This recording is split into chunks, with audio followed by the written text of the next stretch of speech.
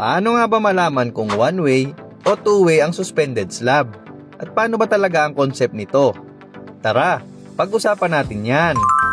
Ang slab ay categorized bilang one-way o two-way slab. Depende sa kung paano nito dinadala ang load papunta sa mga support tulad ng beam o pader. Ang one-way slab ay nagtatransfer ng load sa iisang direksyon lang. Nangyayari ito kapag ang slab ay mas mahaba sa isang direksyon. Kaya doon lang ito nagbe-bend. Dahil dito, ang load ay napupunta lang sa dalawang magkatapat na support. Sa site, mapapansin mo na ang additional top bars ay kadalasang nasa isang direksyon lang, gaya nito. Samantalang, ang two-way slab naman ay nagtatransfer ng load sa dalawang direksyon. Nangyayari ito kapag ang slab ay halos magkasing haba ang dalawang span. Kaya nagbe-bend ito sa parehong direksyon. Dahil dito, ang load ay napupunta sa apat na support.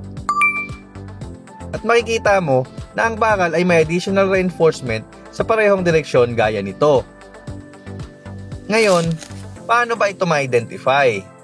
Simple lang. Kunin mo ang ratio ng long span over short span.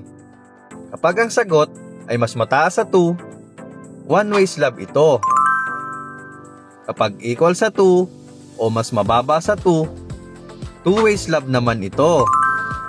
Halimbawa, kung ang slab ay 4 meters by 1.5 meters, ang ratio ng long span over short span ay 4 divided by 1.5 is equal to 2.67.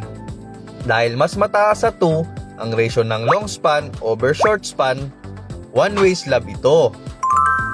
Pero kung 4 meters by 3 meters naman ang slab, ang ratio ng long span over short span ay 4 divided by 3 is equal to 1.33. Dahil mas mababa ang ratio sa 2, two-way slab naman ito. Sa panghalimbawa, kung 4 meters by 2 meters naman ang slab, ang ratio ay 4 divided by 2 is equal to 2. Dahil ang ratio ng long span over short span ay equal sa 2, two-way slab pa rin ito. Ganun lang kasimple. Sana'y may natutunan kang muli sa akin. Palike naman ang video and follow mo na ako para mas marami ka pang matutunan sa construction gaya nito. Yun lang. Bye!